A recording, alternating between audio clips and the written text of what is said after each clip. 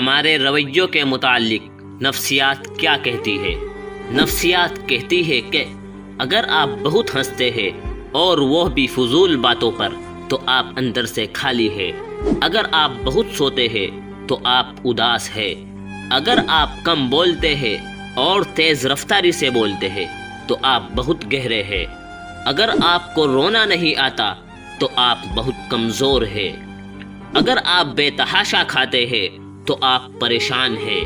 अगर आप बात बात पर रो पड़ते हैं तो आप नरम दिल और मासूम है।